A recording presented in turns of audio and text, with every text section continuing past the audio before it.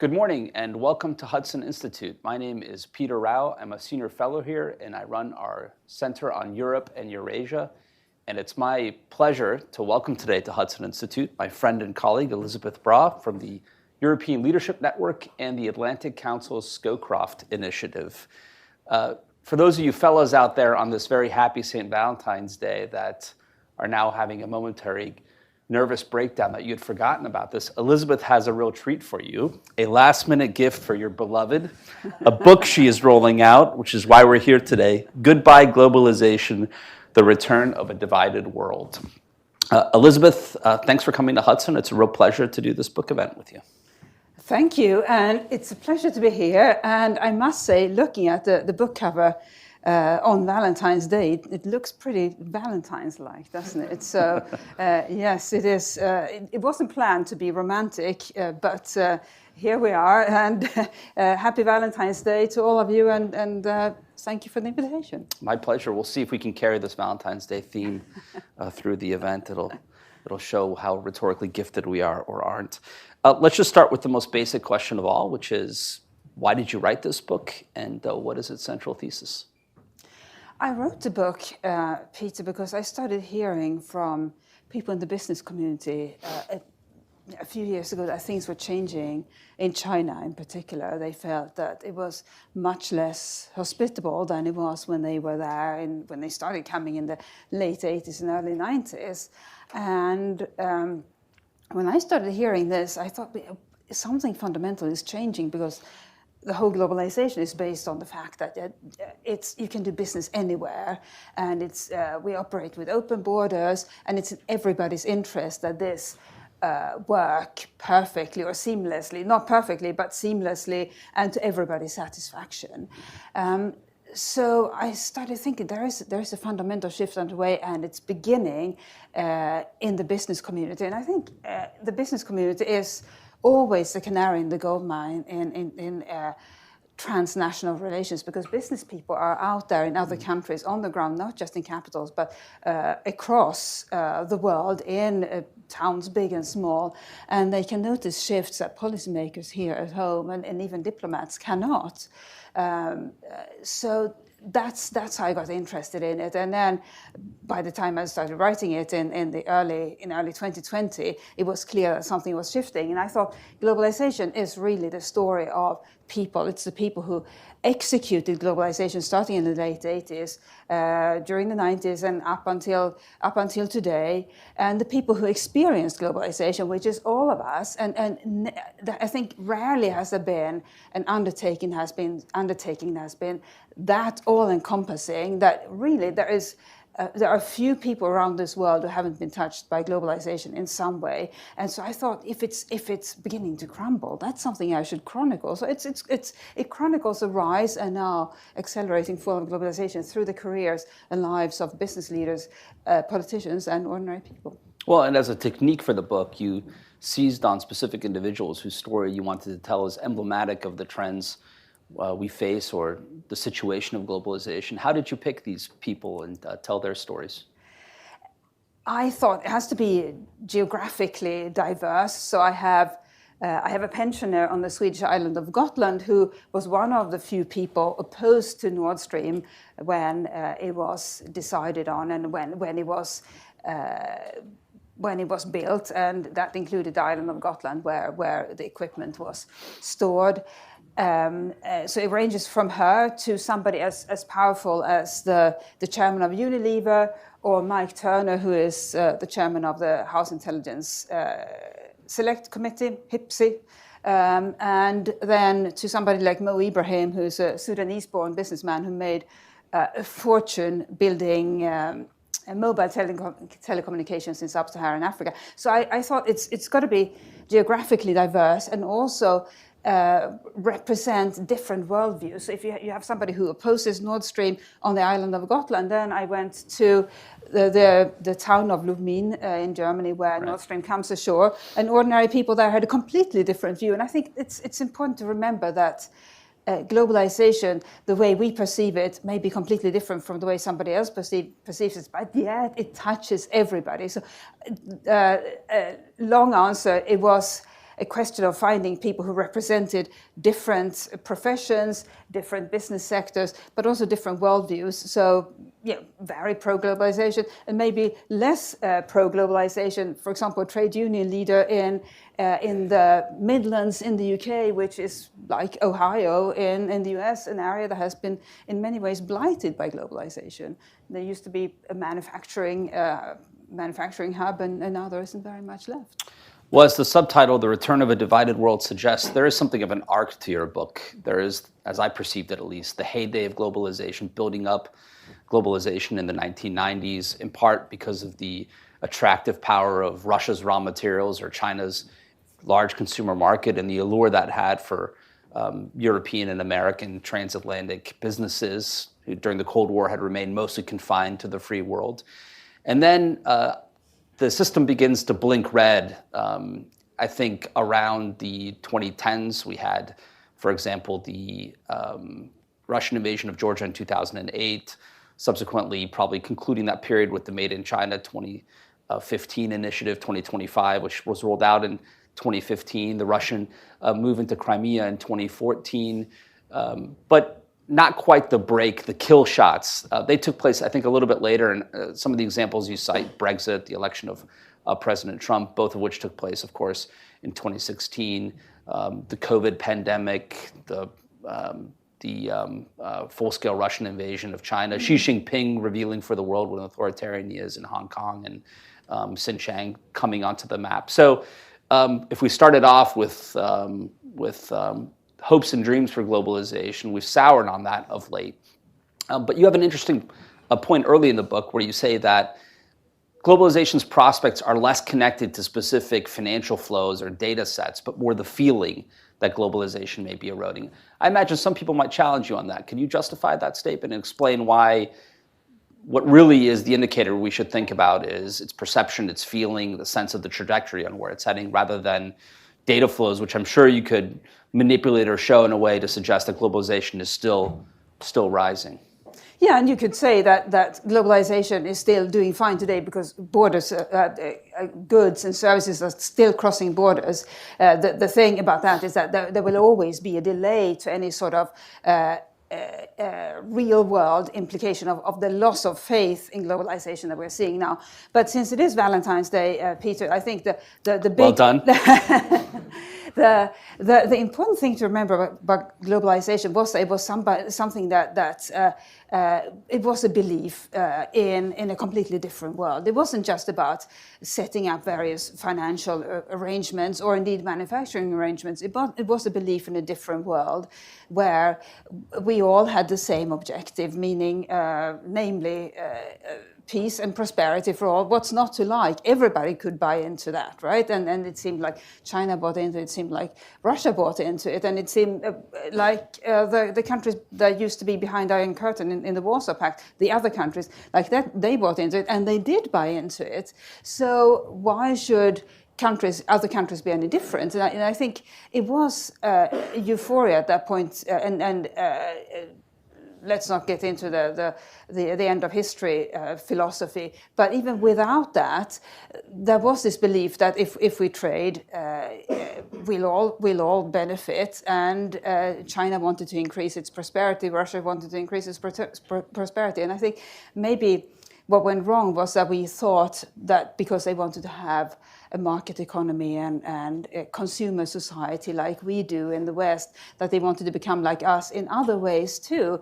But I think those who experienced the 90s, and you and I were probably just on the early end of properly understanding it, it was a revolution like no other, and a peaceful revolution where it's all of a sudden seemed possible to get all the things that we needed to get to specific places. We could get them to specific places. Everybody would benefit. Countries would specialize. There would be economies of scale. And we all did benefit because we got cheaper consumer products, whether it was technology or technological gadgets or socks.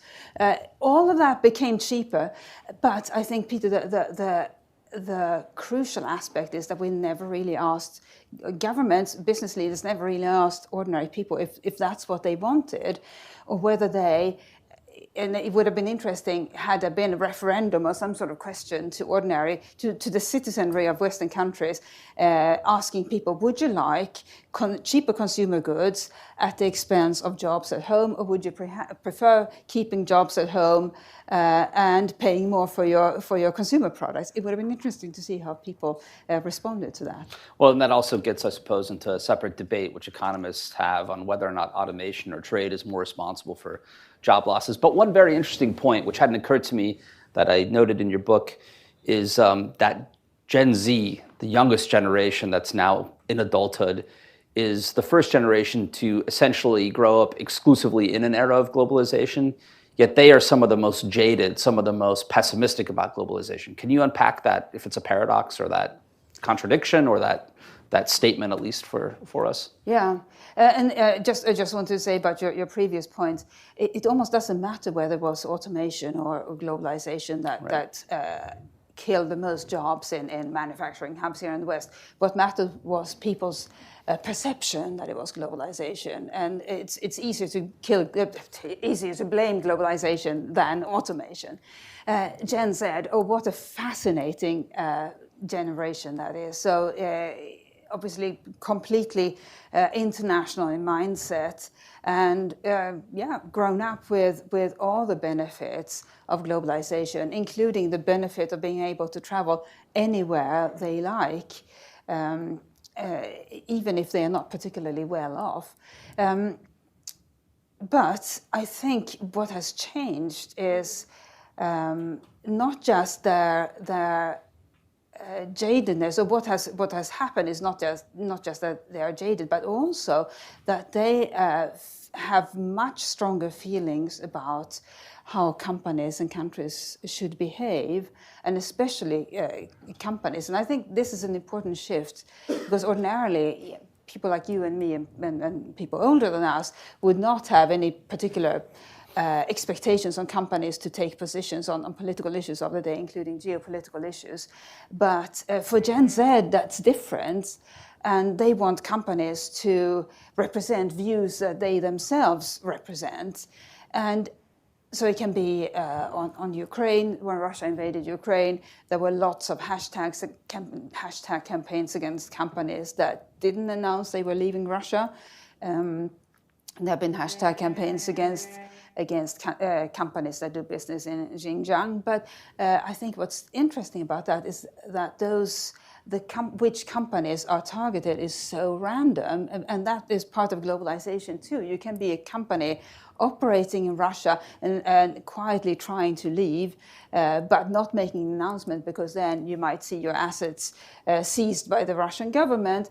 But if you're still operating in Russia, you become a target for hashtag campaigns. Whereas if you have announced you're leaving and then do nothing, nobody follows up, and you're sort of on the green list of virtuous companies. So that is a really difficult aspect, I think, for companies to navigate or try to anticipate what are the geopolitical and political issues that Gen Z will pick up, or Gen Z will pick up on, and turn into hashtag campaigns or boycotts of a particular company, despite perhaps that company not being as bad as assumed, whereas other companies may be more guilty of the behavior that Gen Z wants to punish. And that's somewhat new. I think we saw, for example, in the 1980s during the apartheid regime or government in South Africa, that there would be sit-ins at places like Harvard and our elite institutions and universities, and perhaps even, I don't know, this is maybe a bit too forward-leaning, but some rudimentary divestment campaigns as well. But now it's really permeated essentially Gen Z, in part owing to social media, in a way that's fundamentally new and different and more pervasive. Yes. Is that correct? Yes, and what's different too, I think, is that back then with the South African divestment campaign, it was really about causing financial harm to South Africa. And today, thanks to social media, you can engage in hashtag campaigns that cause enormous reputational damage. You don't even have to stop buying products from that company. You can just launch a campaign against them, and the reputational damage is serious. And the company will knows that the prospect of such serious reputational damage is on the horizon, but you can't predict if you're going to be targeted or if you're completely in the clear. So I would hate to be a CEO under those circumstances. Yeah. There obviously are different attitudes still towards globalization, both within countries and also probably fundamentally on different sides of the Atlantic. Various industries have different approaches to, say, the PRC than others in various companies within industries. So it's very complex, and I don't want to be reductionist here. However, since you launched your book with the anecdote of the island of Gotland and Nord Stream and the huge imbroglio that at the time really weighed down transatlantic relations, in particular between the United States and Germany, as you look out over the horizon, is there a Nord Stream issue today that you would say this could really cause major friction in the transatlantic relationship between, say, the U.S. and its European allies? Not to put you on a spot too much, but... You just did. I just want to go back to Nord Stream for a moment, because it really was the pinnacle of globalization. It was a pipeline owned by energy companies from a range of different countries, obviously Russia, but also Western European companies. And it was going to be, both pipelines were constructed by companies and crews from yet other countries. And the pipelines were going to, and for a while did, transport gas from Russia to Germany to feed Germany's growing economy, which was growing not the least thanks to globalization. It was really the perfect illustration of the virtues of globalization.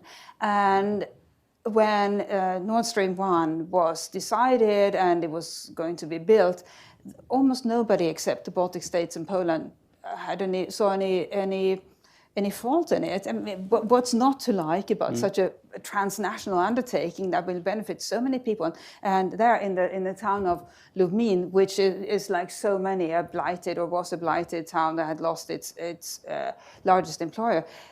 Of course they were excited, and it was they were going to be connected to globalization. There were going to be jobs in that little town. There were going to be revenues. So of course they liked it. And on the island of Gotland, local decision makers, bar a few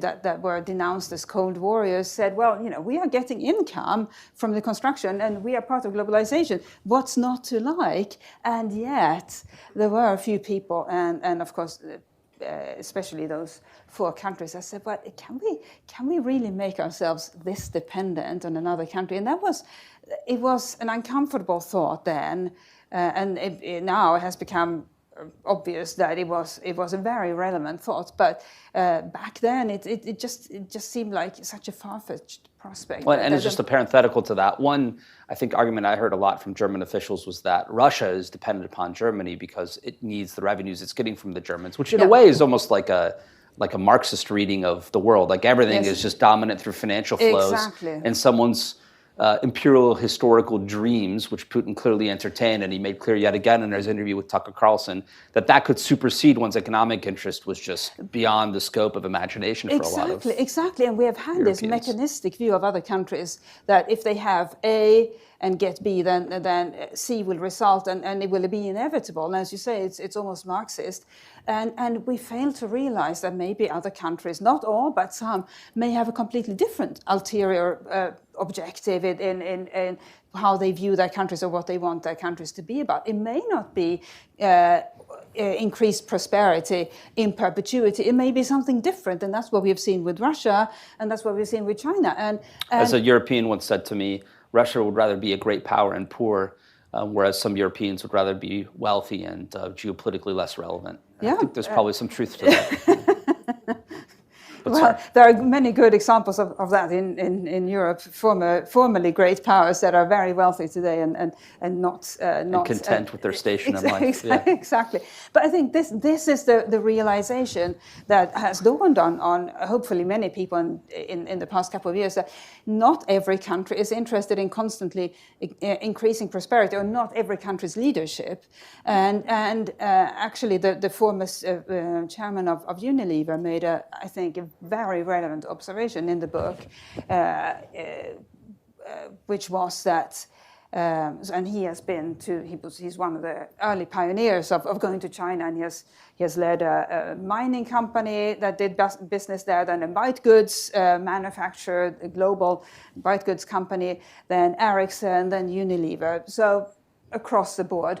And he said, well, I think Xi Jinping and the Chinese Communist Party decided that the private sector had become too powerful. They had to crack down on the private sector because their objective is not increased prosperity in perpetuity. Their objective is remaining in power. And if you see the private sector, fueled by globalization, become a threat to your hold on power, then of course you will crack down on it.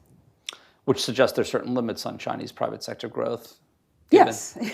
Given and if you look at how Chinese authorities have even cracked down on China's own companies, some of the best known ones, including Jack Ma's companies, then you sort of say, well, it's not about increased prosperity in perpetuity, it's about something else. Their objective is something else. So this idea that globalization, globalization worked because people thought it was all about economics, and it's not all about economics, neither at home nor in the corridors of power in other countries.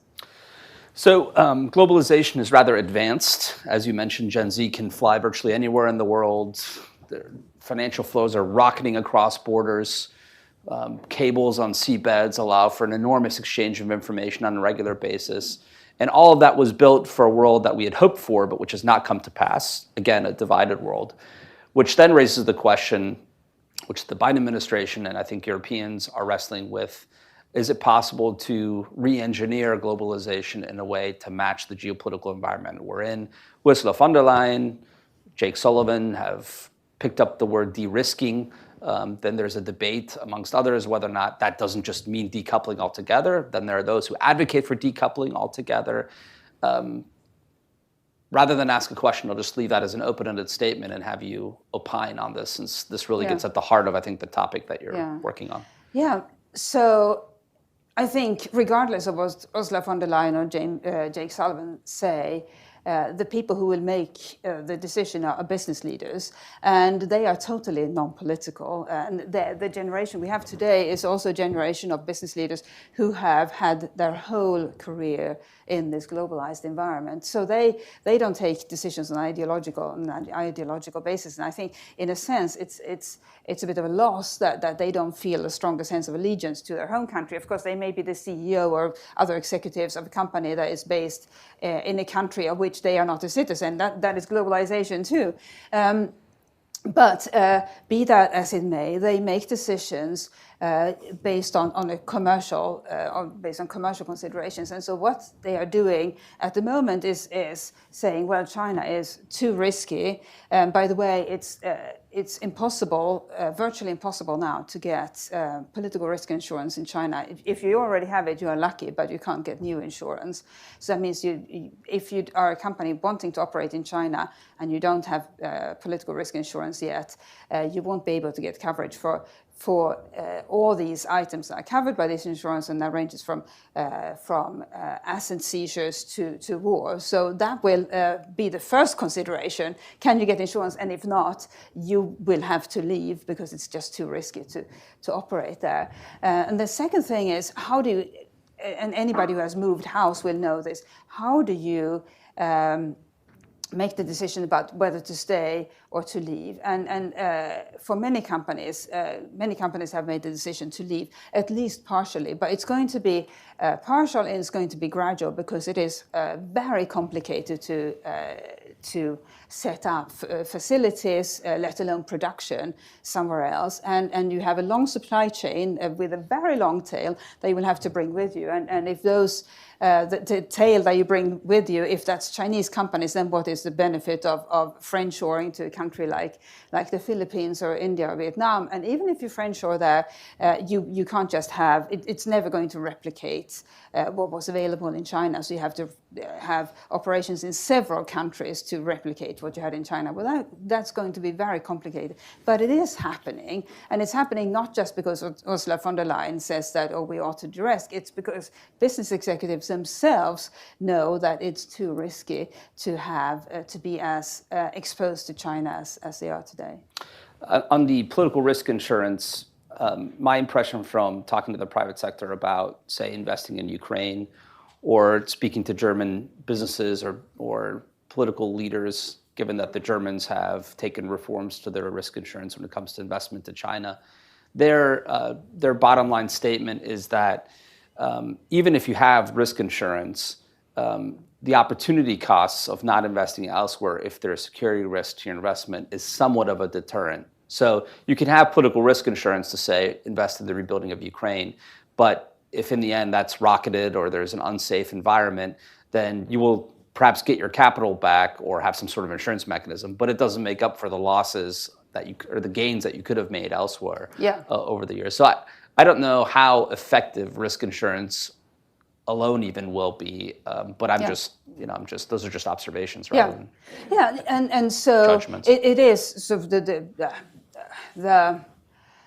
the last resort to, for any company to operate in a country. I mean, if it's a risky country, you will need insurance, this political risk insurance, but you're not going to operate in a risky country simply because the insurance is available. Unless the margins are tremendous, right, and the sunk costs are not too great. Yes, exactly. So the country has to offer other benefits in addition has to offer significant benefits in addition to the underwriters being willing to take that risk. On investments in China in particular, sometimes I hear this described as similar to how Republicans or conservatives in the U.S. often talk about shrinking the federal workforce. It's less firing officials specifically and more allowing retirees not to be replaced. So it's it's the sort of attrition. There's a phrase for this which isn't coming to mind right now, but basically that you wouldn't double down on your investments in China, put more money in, but you would let existing investments sit. And so over time, you're building up alternatives in, say, Southeast Asia or in India, et cetera. Is that a pattern that you observe? Is that kind of the means by which, what is that? Yes. By reducing by attrition maybe or something like that? And gradual reduction and even just not expanding the presence in China. And of course, what large companies are doing is internal decoupling. So they're keeping operations in China, but those operations are serving the Chinese market, and then they are setting up or expanding their operations elsewhere to serve the rest of the world because it's too risky to make their global customer base essentially dependent on manufacturing in one country alone, and specifically in China alone. So it's fascinating. And of course, if you're a business leader, you're not going to say, well, I'll forego the Chinese market or the Chinese labor market, the conditions there, and I won't forego it completely because I still want to sell to China. So it sort of makes sense for them for companies to clone themselves, really. So whereas they used to have operations in China that served the rest of the world, now they'll have operations in China serving the Chinese market and operations elsewhere serving the rest of the world. So you would say that geopolitical competition is still outpacing deglobalization, which is to say politics is moving more rapidly towards a divided world than the kind of business and economic and financial flows are? Yes, but I think, Peter, the fascinating thing is that the geopolitical standoff and companies growing unease about doing business in Russia and China, those two things are happening at the same time, and it would be, in a sense, it's fortuitous, because if only one happened but not the other, what would the world look like? And so if Western leaders said, well, it's too risky to be dependent on China, and Western businesses said, well, yeah, we are very happy operating here and you can't tell us what to do, then how would our policymakers steer our country's position in the world? But now it's sort of all happening at the same time. That political realization of a changing world, and companies' realization that it's just not commercially wise to be so dependent on China. And then, of course, the third factor is the population at home, and people who are just becoming very confident about voicing their unhappiness about the way globalization is set up today. And by the way, that includes environmentalists who are concerned about the fact that globalization never took climate or the environment into account. Right. If you were the campaign manager for globalization was a candidate, and Elisabeth was the campaign manager. And aside from the obvious, say like a war over Taiwan, what would be your biggest concerns to tank that candidacy? What would be the biggest kind of contingencies out there or potential scenarios that you think would really damage globalization that are somewhat realistic? Like what should we look for?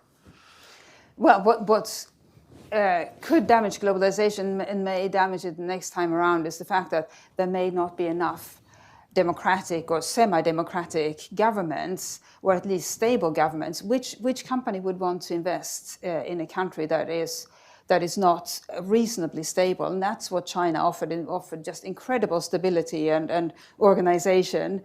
But if you don't have countries that are either democratic and as a result safe to operate in, or very stable and as a result safe to operate in, why would businesses want to take the risks? I think that's what I would look for in the next round. And speaking of the next round, what I think is fascinating, what is beginning to happen and will happen at an accelerated rate, is that the West will have to find new friends, including countries that are not exactly like us, but that could be essentially on our side, because China is building up its own informal bloc of trading friends. And those countries will be countries that we are used to criticizing over their human rights record and other things that we may not like, and we may have to say we may have to bite our tongue, because we need these friends if our companies are to be able to trade at any sort of volume. If the trend of leaving China and of course leaving Russia, if it continues at this rate. Although there's a little bit of tension there. If you're describing globalization, the necessary preconditions being either sufficient democracy or stability, but in the next breath, we need to try to make offers to the G77, the Global South, however you want to call them, Latin America, Africa, et cetera. Those aren't exactly havens of democracy and stability. but I mean, how many coups have there been in Mali in recent years, right? Yes, but if you look at for example, the countries in the Gulf, or India. India is obviously not extremely stable, but it is a democracy. Right. But we are used to criticizing countries like India, indeed India itself, because it's not the sort of democracy that we have at home. But I think those days are over. I think mainstream policy analysts are probably, if they have objections, biting their tongue, just given the importance of India. Yes, and that's what will need to happen. So the next time Modi says something that we don't like, we will need to think about whether we should say anything, because we need these countries and countries in the Gulf. And so, for example, imagine something like the World Cup in Qatar, a similar event. Now that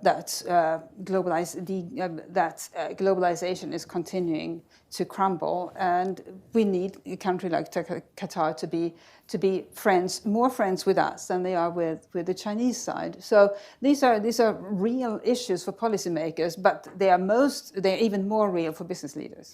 What do you make of this BRICS Plus format that the Chinese are trying to build up, and the loose talk out there? I don't think it's really congealed into like serious analysis, but at least the general pitter-patter of threats to the U.S. dollar that an arrangement like that could pose.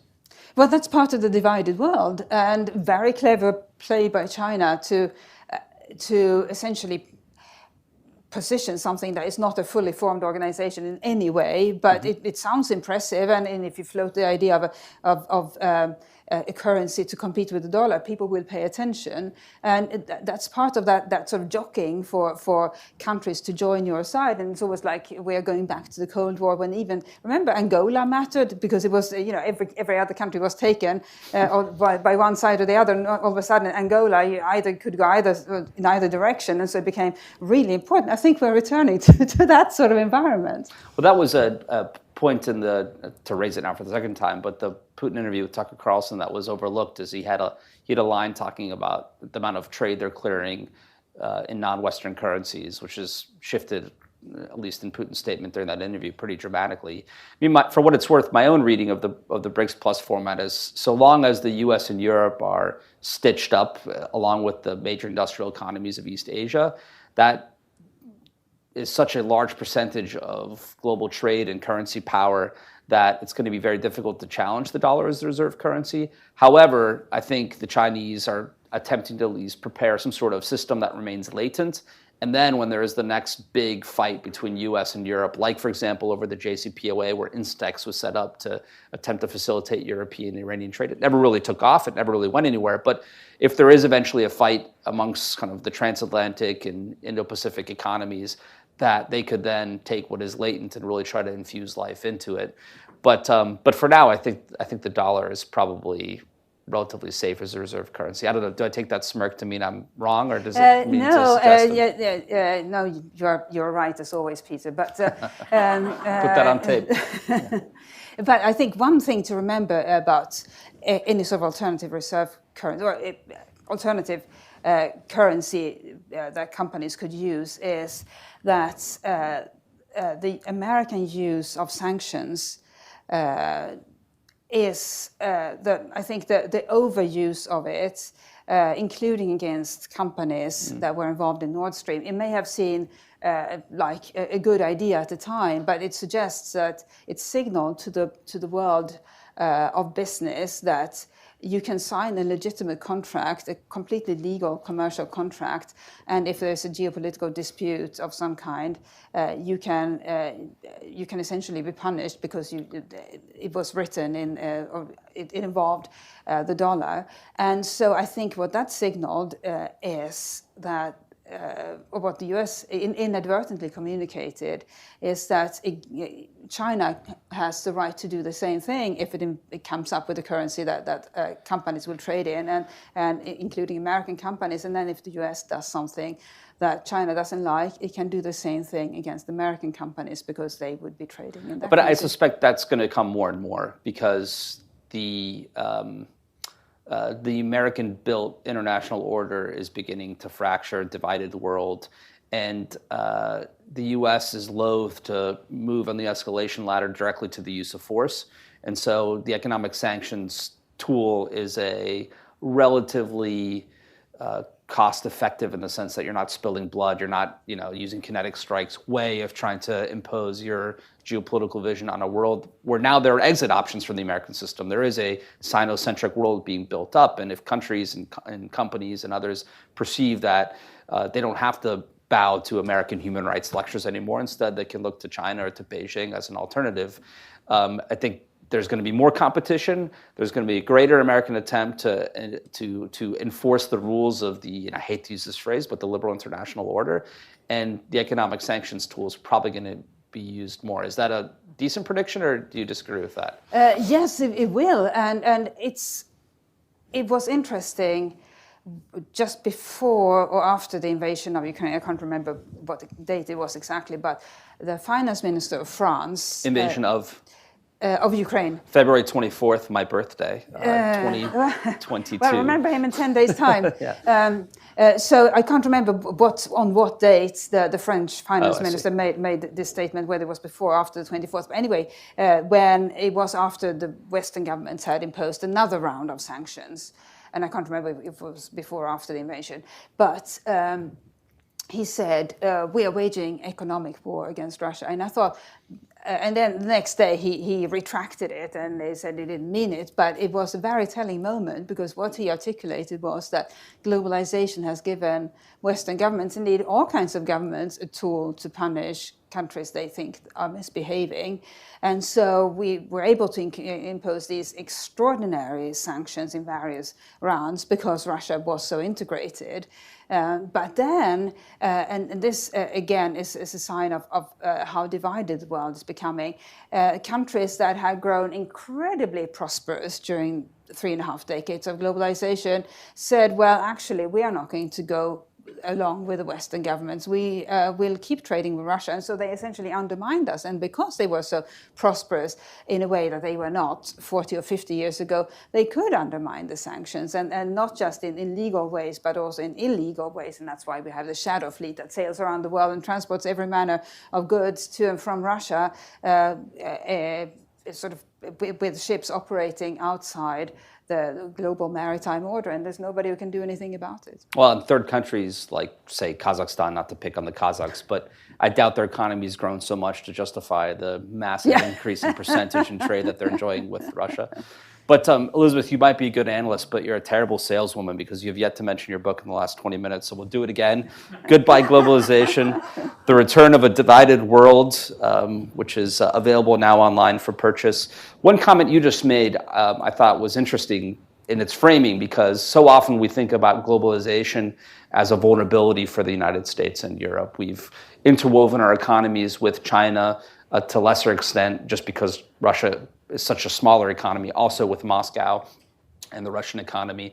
And so the pain and suffering we endure in unweaving those ties is pretty dramatic. But you also mentioned just now that because of the interlinkages, it also creates an opportunity, if you want to see it that way, of also imposing costs on Russia and China. Do you think that to what extent is that in play right now in kind of the Sino-American relationship? Because just to give you a little bit, it's a leading question as I see it, because I think part of Xi's charm campaign, the way he behaved in San Francisco at the APEC summit, the way that the US and China are attempting to work together and put a floor on relations, is really, Xi's still water cannoning Filipino ships in the South China Sea, but on the other hand, he needs the American and Western economies to get through what is, he would consider a rough patch, potentially absolutely a structural problem in the Chinese economy. That was a lot of just word salad, but go. So in what sense is the globalized economy a tool that the West can... That's the question I was looking for. You know, it is a tool, but we are also the sort of countries that at least pretend that we, you know, play by the rules. I realize Western countries are not always virtuous, but we wouldn't, I don't think, endorse a policy where we used the globalized economy as a weapon against other countries, unless it was a matter of them having done something egregious in the first place that then had to be that had to be punished by somebody, and then invariably it like is launch a pandemic that they refused to investigate properly. But on that note, Peter, one aspect that really matters is, and again, it's not just about the mechanics of globalization, it is about the belief. And since it is Valentine's Day, I'm good at mentioning Valentine's Day, maybe not as good at mentioning my book, but the point is that it started out as a romance because we thought, there was mutual attraction between the West and these countries that we thought were becoming like us. And then at some point, the sort of cohabitation of the globalized economy made us realize that certain countries, especially China, had annoying habits. It's like, your spouse who maybe never, fills the dishwasher, that sort of thing. And we started getting annoyed, and it wore on. And then it has entered this really bitter phase. And why that matters is because globalization is not just about mechanics, it's about the belief that this is the way to do it. And once that belief fades, then the system, the globalized economy will struggle to keep operating, even though the money may be going back and forth between countries. But if the faith in it is gone, it will struggle. And we see that also with Western expats who are leaving China because it's just not a great place to live anymore. And so the romance is fading quickly. And can we rebuild it? Yes, I think we can, but it's going to be based on a more realistic assumption of the other side of the countries we are trading with. Well, in particular in the case of China, I think we did have hearts in our eyes, and I'm not sure that love was ever sort of unrequited love in a way, because the Chinese, especially Made in China 2025, but the IP theft, which you get at length in your book, Goodbye Globalization, is really is an attempt, I think, for them to power their economy with Western input and know-how. But in the end, it's an intensely nationalist vision in which they want to sort of control the commanding heights of a lot of these key technologies. And then they can, in a way, steer decoupling in the direction that they wish. So globalization is, in a way, a Western concept that has some supporters elsewhere, but really at heart, it's sort of an American and European initiative, wouldn't you say? It is, and it's based on this assumption that we have that other countries want to become like us. Maybe not completely like us, but at least with market economies and some manner of democracy. And maybe they just want the market economy and not the democracy. But to us, because we love our way of life so much, and even though we complain about it, we still think it's the best way of life available. We assume that other countries should strive in that direction. Of course, in other countries, people may not have the opportunity to express their view on the matter, and it's decided by whoever is in charge, and the leadership may not want democracy. They may just want market economy. But I think the upside, though, and there is a chapter about it in the end, lest you think this is a depressing story, it's actually an uplifting story, because this unexpected demise of globalization, which is a result of unhappiness among Western citizens at home, Russia's turn to belligerence, and then China's increasing authoritarianism, that has given us a second chance at globalization where we can fix all these things that went wrong in this round. So it's not a depressing story at all. It's actually it's fascinating, it's spellbinding, and it has been such a ride, hasn't it? And now it's accelerating to a turbulent demise, maybe not complete end, and then we have another chance. And Jen said, let's see, they will be in charge when the next round is designed, and let's see what they come up with. God help us all. That was a positive note until that last point. But yes, I would put a plug in for globalization amongst the rule-abiding countries of the world. But like I mentioned at the outset, speaking of globalization, Amazon can probably get you this book by the end of the day if you'd like to gift it to your significant other for Valentine's Day. Goodbye Globalization, The Return of a Divided World by Elisabeth Braw. Thanks so much for coming to Hudson Institute. Best of luck with your book, and we look forward to seeing you all at another hudson.org event, or if you're following us on YouTube, please go to hudson.org for all of our work on Europe, Eurasia, and the rest of the world. Thanks so much.